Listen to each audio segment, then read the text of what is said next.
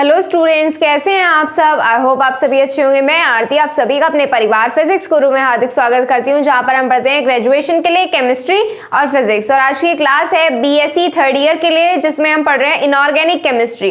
और inorganic chemistry में कल हमने इसमें कंप्लीट किया है फॉस्फोजीन टॉपिक, जो था हमारा यूनिट थर्ड में। यूनिट थर्ड में हमारा एक चैप्टर था सिलिकॉन एंड फॉस्फोजीन, वो हम इसमें कल कंप्लीट कर चुके हैं। और आज हम इनऑर्गेनिक केमिस्ट्री की ही लास्ट यूनिट जो है हार्ड सॉफ्ट एसिड बेस, इस यूनिट में हमारे क्या है, दो चैप्टर्स दिए हुए हैं। कौन से चैप्टर हैं? एक चैप्टर तो ये है हमारा हार्ड सॉफ्ट एसिड बेस, दूसरा चैप्टर है इसमें हमारा बायो इनऑर्गेनिक केमिस्ट्री। तो फर्स्ट चैप्टर की बात करते हैं फिलहाल, इसमें जो है हार्ड सॉफ्ट एसिड बेस। जैसे नाम देखकर ही आपको पता लग रहा है कि इसमें हम किसके बारे में डिस्कस करने वाले हैं, एसिड और बेस के बारे में डिस्कस करने वाले। अब ये एसिड और बेस क्या है? एसिड और बेस क्या है? एसिड बेस का सबको पता होता है कि अम्ल और क्षार होते क्या हैं। एसिड और बेस को लेकर लुईस ने एक थ्योरी दी थी। लुईस थ्योरी है एक, क्या थ्योरी है कि इलेक्ट्रॉन को एक्सेप्ट करने वाला एसिड होता है और इलेक्ट्रॉन को डोनेट करने वाला बेस होता है। लुईस ने ये कॉन्सेप्ट दिया था एसिड और बेस को लेकर कि कोई भी एटम जब क्या करता है, इलेक्ट्रॉन को एक्सेप्ट करता है, तो वो क्या होता है, एसिडिक होता है। और जब इलेक्ट्रॉन को क्या करता है, डोनेट करता है, तो वो कैसा होता है, बेसिक होता है, यानी कि वो बेस की तरह वर्क करता है। बट लुईस कॉन्सेप्ट जो है ये कैसा है, लुईस कॉन्सेप्ट है, लुईस थ्योरी है। ये जो थ्योरी है ये एक्सप्लेन नहीं कर पाई थी किसके बारे में, एसिड और बेस की स्ट्रेंथ के बारे में एक्सप्लेन नहीं कर पाई थी। एसिड और बेस की स्ट्रेंथ से यहां पर मतलब है कि हमारा क्या एसिड कितना एसिडिक है और बेस है तो कितना बेस है। ये थ्योरी एक्सप्लेन नहीं कर पाई थी एसिडिक और बेस की स्ट्रेंथ को लेकर। तो फिर इसके बाद पियर्सन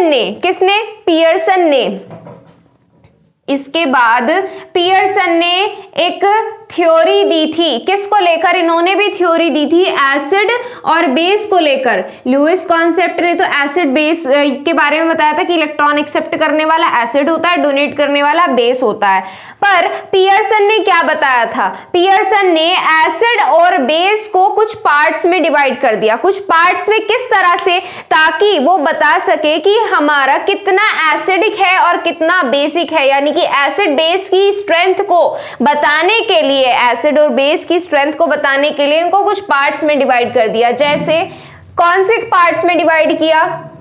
एसिड को दो तरह के एसिड्स में डिवाइड कर दिया। कौन से एसिड्स? हार्ड एसिड और सॉफ्ट एसिड। एसिड्स को भी दो तरह में डिवाइड कर दिया, हार्ड एसिड और सॉफ्ट एसिड। और दूसरा क्या है हमारा? बेस है। बेस को भी इन्होंने दो पार्ट्स में डिवाइड कर दिया, मतलब हार्ड बेस और सॉफ्ट बेस। हार्ड बेस और सॉफ्ट बेस। तो ये जो हमारा चैप्टर है हार्ड सॉफ्ट एसिड बेस, इसमें हम बात करेंगे कि हमारा एसिड जो है कितना एसिड है और बेस जो है कितना बेस है, मतलब उनकी स्ट्रेंथ कैसी है। Hard acid, soft acid, hard base, soft base. अब ये हार्ड एसिड, सॉफ्ट एसिड ये क्या है? हार्ड एसिड वो होता है, एसिड का मतलब तो यही रहने वाला है कि इलेक्ट्रॉन को एक्सेप्ट करने वाला। जो स्ट्रांगली इलेक्ट्रॉन को एक्सेप्ट करेगा वो हमारा क्या कहलाएगा? हार्ड एसिड कहलाएगा। जो वीकली इलेक्ट्रॉन को एक्सेप्ट करेगा वो सॉफ्ट एसिड कहलाएगा। इसी तरह से क्या होगा, जो इजीली इलेक्ट्रॉन को क्या कर पाएगा, डोनेट कर पाएगा, वो हार्ड बेस। और जो आसानी से इलेक्ट्रॉन को डोनेट नहीं कर पाएगा वो कैसा होगा, सॉफ्ट बेस। तो इसी चीज को लेकर, यानी कि हार्ड सॉफ्ट एसिड बेस को लेकर ही हमने क्या किया, एसिडिक और बेसिक की स्ट्रेंथ को डिवाइड कर दिया कि जो जितना ज्यादा स्ट्रांगली इलेक्ट्रॉन को क्या करेगा, एक्सेप्ट करेगा, वो एटम को क्या होगा, उतना ही हार्ड एसिड होगा, वो क्या होगा, उतना ही ज्यादा एसिड होगा।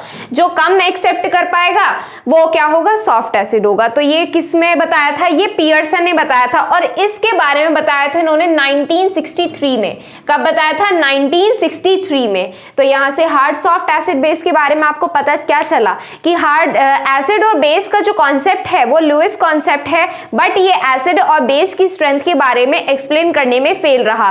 तो इस कॉन्सेप्ट को लेकर पियर्सन ने अपना एक थ्योरी दी थी जिसमें उन्होंने एसिड और बेस को कुछ पार्ट्स में डिवाइड कर दिया, और वो पार्ट्स थे हार्ड और soft.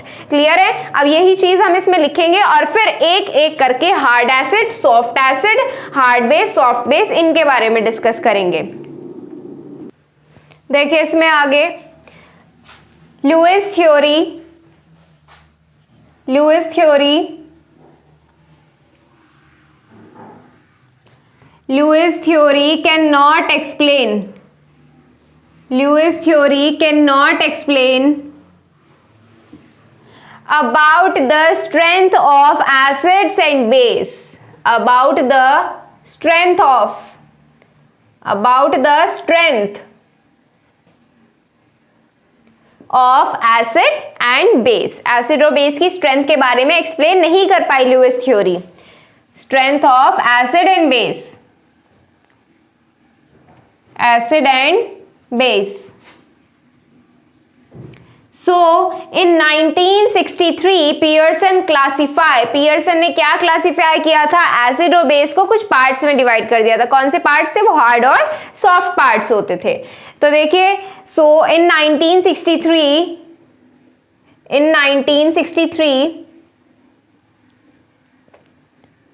Pearson classify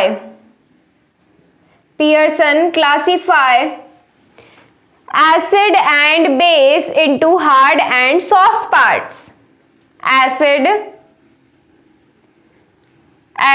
and base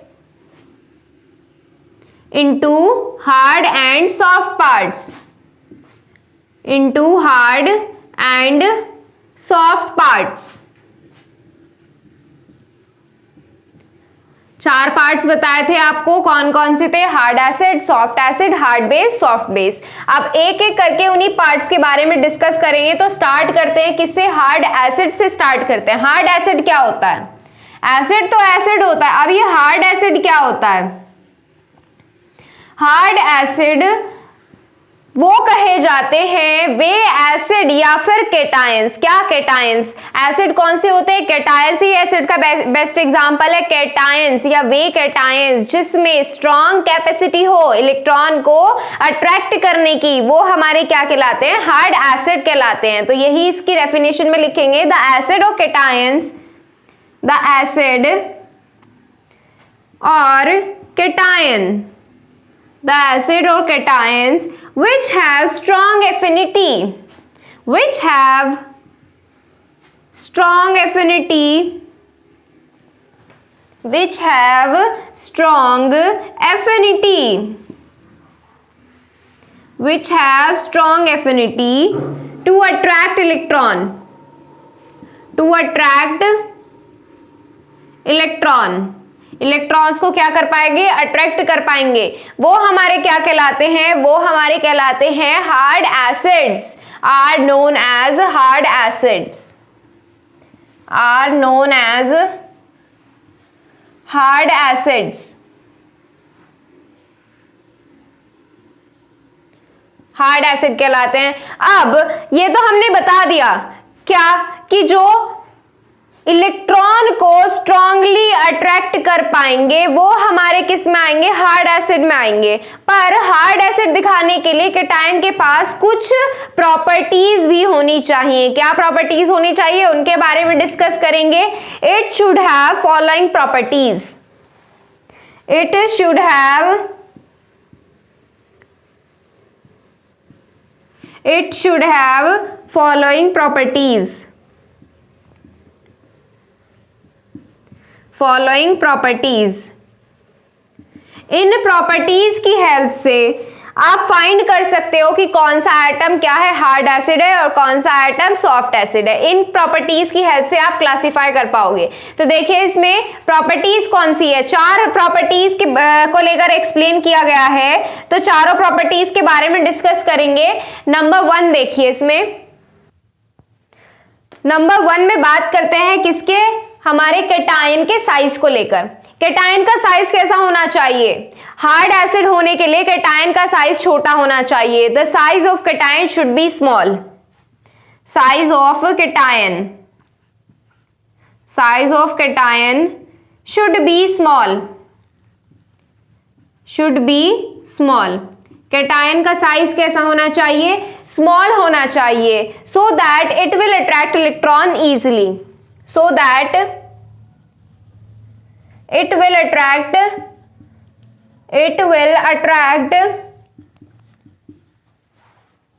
electron easily।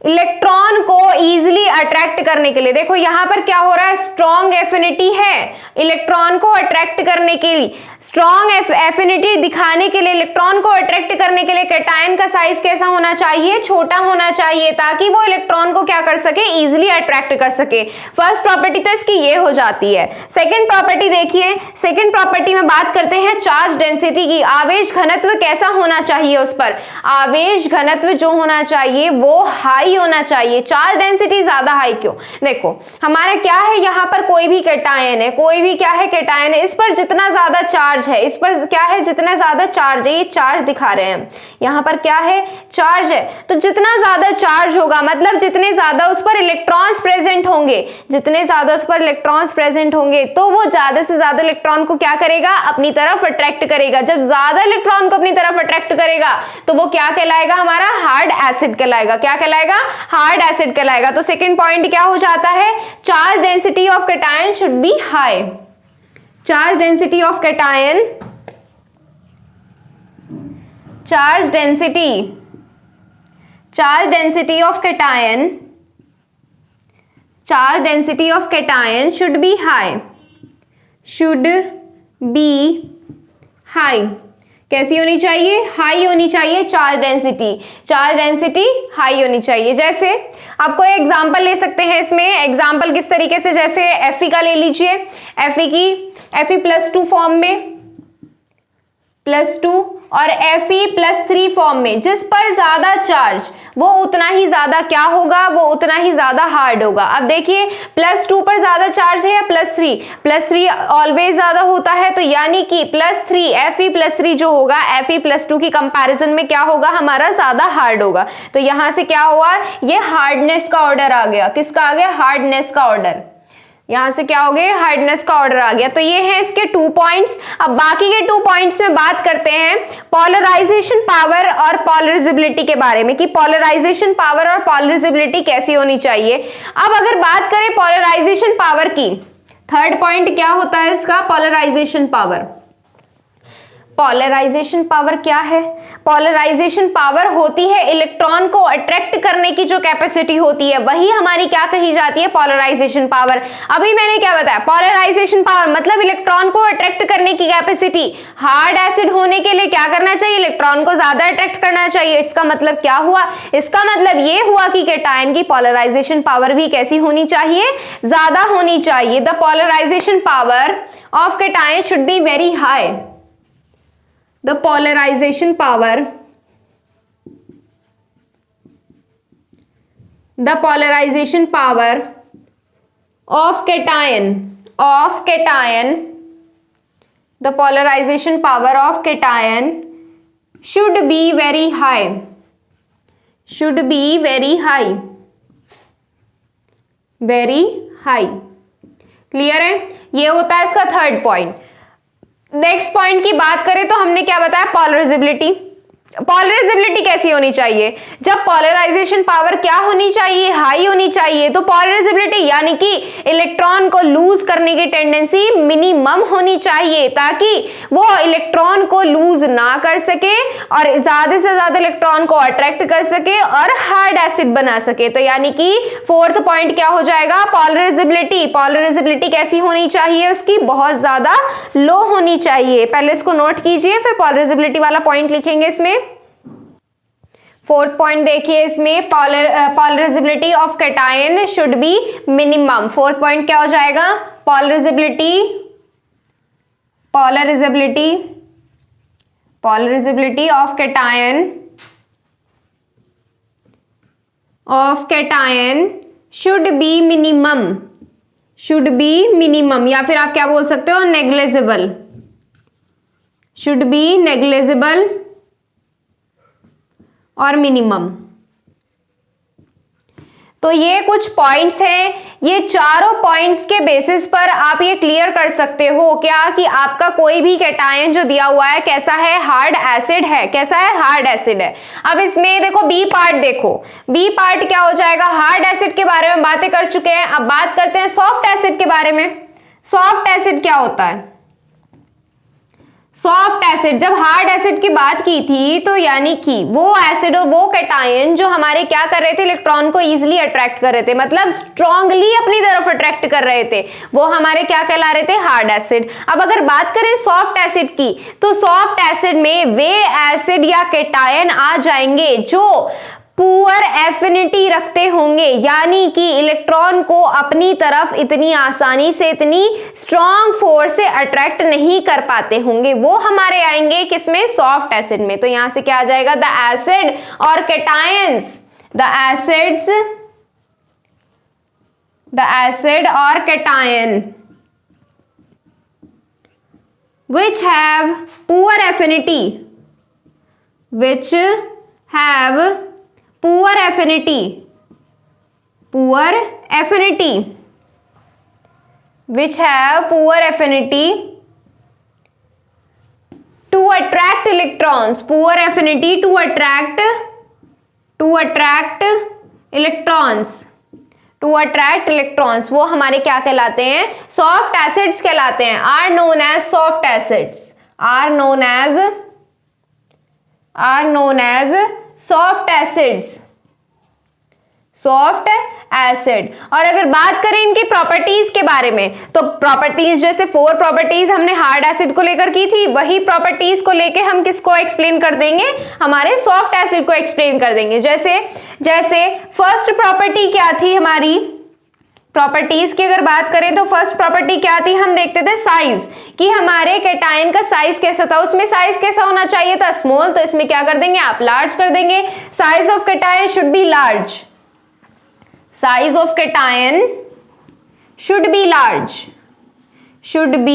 Large. अब जब कैटायन का साइज आप बड़ा कर दोगे तो उसकी तो एफिनिटी इलेक्ट्रॉन को अट्रैक्ट करने की वैसे ही कम हो जाएगी, इलेक्ट्रॉन को अट्रैक्ट करने की कैपेसिटी। अब इलेक्ट्रॉन को अट्रैक्ट करने की कैपेसिटी कम हो जाएगी तो वो क्या कहलाएगा, सॉफ्ट एसिड कहलाएगा। सेकेंड है इसमें चार्ज डेंसिटी। अब चार्ज डेंसिटी हमारे हार्ड एसिड के लिए कैसी थी, ज्यादा, मतलब जितना ज्यादा उसके आसपास चार्ज, जितने ज्यादा उसके आसपास इलेक्ट्रॉन, वो उतने ज्यादा इलेक्ट्रॉन को क्या कर पाएगा, अट्रैक्ट कर पाएगा। अब अगर बात करें सॉफ्ट एसिड की, तो सॉफ्ट एसिड में चार्ज डेंसिटी क्या होनी चाहिए, खुद बताइए आप, इसमें सॉफ्ट एसिड में चार्ज डेंसिटी क्या होनी चाहिए, सॉफ्ट एसिड के लिए चार्ज डेंसिटी मिनिमम हो जानी चाहिए। क्यों मिनिमम हो जानी चाहिए, अब जितने हमारे कैटायन के आसपास इलेक्ट्रॉन कम प्रेजेंट होंगे उतने ही कम इलेक्ट्रॉन्स को क्या कर पाएगा, वो अट्रैक्ट कर पाएगा, यानी कि इलेक्ट्रॉन को अट्रैक्ट करने की एफिनिटी क्या हो जाएगी, पुअर हो जाएगी। The charge density of cation should be low, the charge density of cation should be low. कैसी होनी चाहिए, लो होनी चाहिए। अब थर्ड पॉइंट पे आ जाते हैं। थर्ड पॉइंट क्या था हमारा, पॉलराइजेशन पावर। पॉलराइजेशन पावर कैसी थी उसकी, हार्ड एसिड के लिए पॉलराइजेशन पावर थी हमारी हाई, तो पॉलराइजेशन पावर सॉफ्ट एसिड के लिए क्या हो जाएगी, low. The पॉलराइजेशन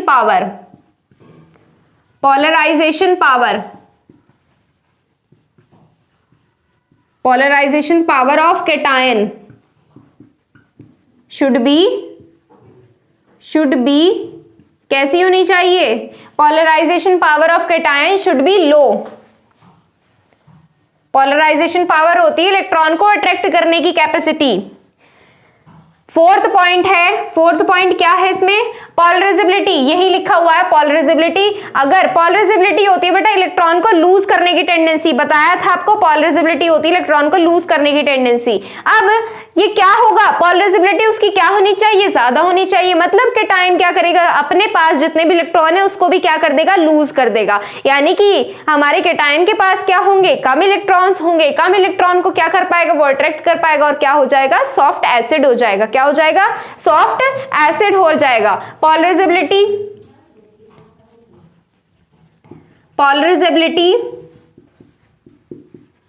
of cation, polarisability of cation should be very high, should be very high,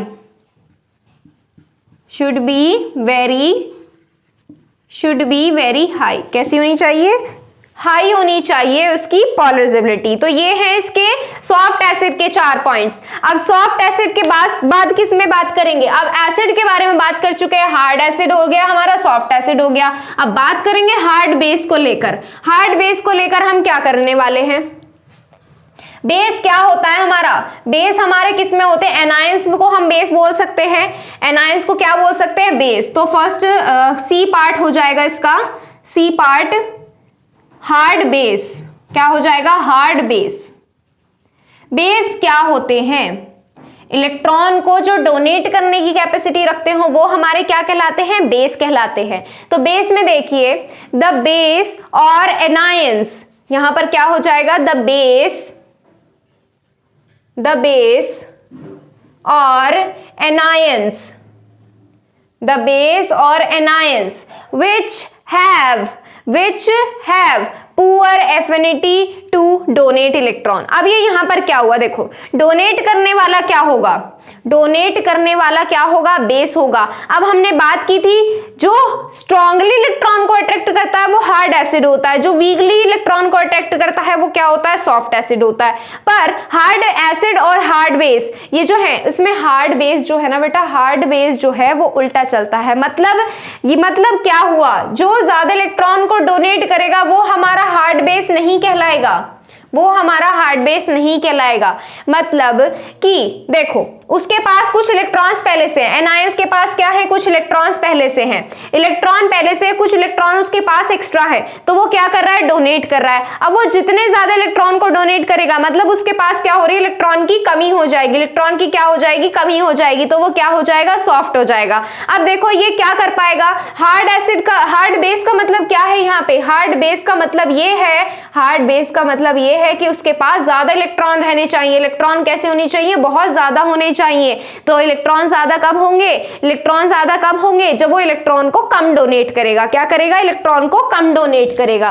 तो यहां से क्या लिख सकते हैं? द बेस और anion which have poor affinity to donate electron, which have poor capacity to donate electron, to donate electron, वो हमारे क्या कहलाते हैं? वो हमारे कहलाते हैं hard base, are known as hard base. Clear है?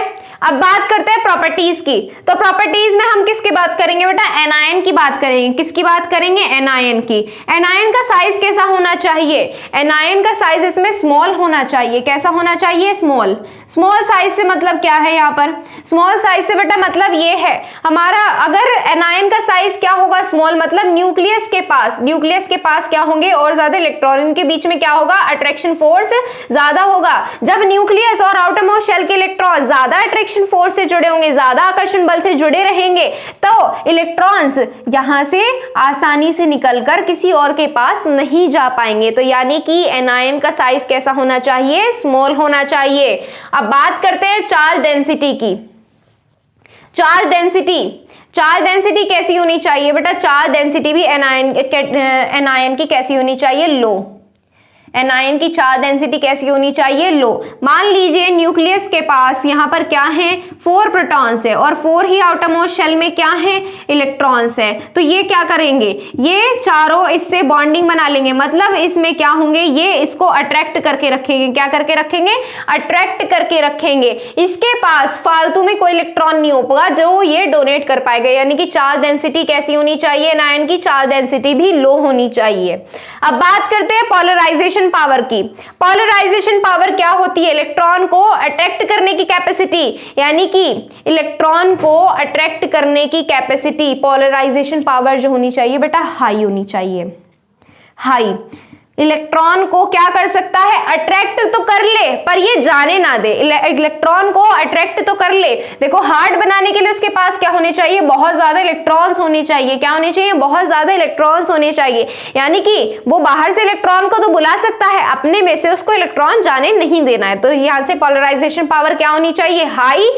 किसके लिए, एनायन के लिए, एनायन के लिए। और polarisability, polarisability of anion, polarisability of anion कैसी होनी चाहिए, लो होनी चाहिए, इज वेरी लो, यानी कि इलेक्ट्रॉन को लूज करने की टेंडेंसी क्या होनी चाहिए, बहुत ही कम होनी चाहिए, तभी वो क्या बनाएगा, हार्ड बेस बनाएगा। क्या बनाएगा, हार्ड बेस। नोट कीजिए। फिर इसके बाद इसका 4th पार्ट करते हैं जो है हमारा सॉफ्ट बेस। नोट कीजिए इसको, देखिए इसमें डी पार्ट है इसका, सॉफ्ट बेस। अब सॉफ्ट बेस कौन से होते हैं, जैसे हमारा क्या था, हार्ड बेस था, उसी का जस्ट अपोजिट सॉफ्ट बेस कर दीजिए। जैसे द बेस और एनायंस, द बेस और anions which have strong capacity to donate electron, मतलब वो ज्यादा से ज्यादा इलेक्ट्रॉन को क्या करता हो, डोनेट करता हो, वो किस में आएगा, हमारे सॉफ्ट बेस में, are known as soft base. अब अगर बात करें प्रॉपर्टीज को लेकर, प्रॉपर्टीज क्या क्या होनी चाहिए, अब बात करें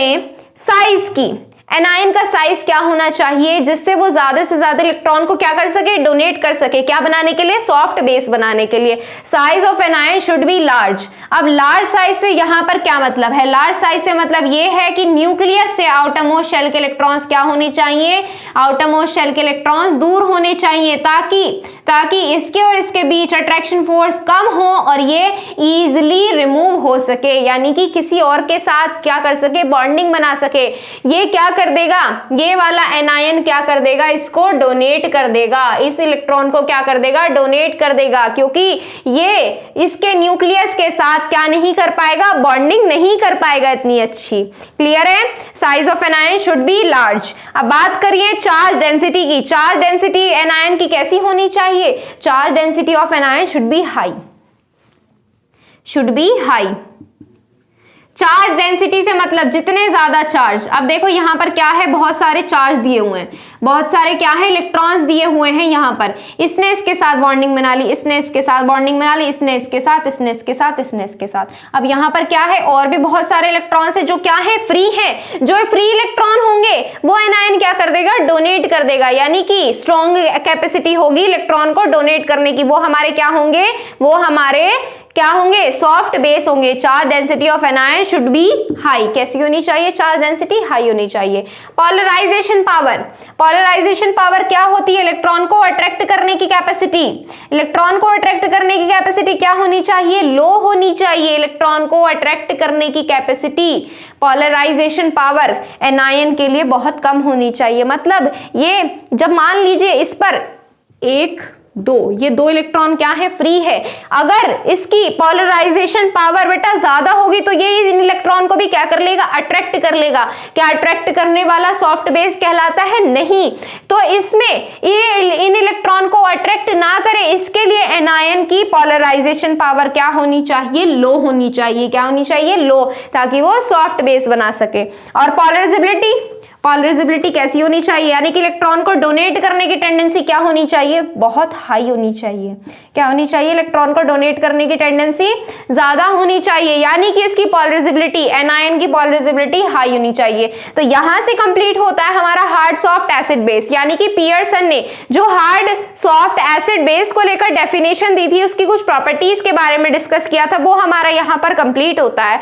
तो हार्ड सॉफ्ट एसिड बेस में सिर्फ इतना ही नहीं है, इसमें भी और भी बहुत सारी चीजें हैं। जैसे हार्ड सॉफ्ट एसिड बेस को लेकर हमारी कुछ अलग अलग थ्योरीज दी हुई हैं, 3 थ्योरी दी हुई है है इसमें, फर्स्ट है हमारी इलेक्ट्रोनेगेटिविटी के बेसिस पर, सेकंड है इसमें सिग्मा पाई बॉन्डिंग थ्योरी, फिर है इसमें पिट्जर थ्योरी और इसके कुछ एप्लीकेशंस, प्रिंसिपल वगैरह, इसमें बहुत सारी चीजें रहती हैं, वो हम करेंगे इसमें कल की क्लास में। आज के लिए बस इतना ही, कल मिलेंगे आपसे। Thank you so much.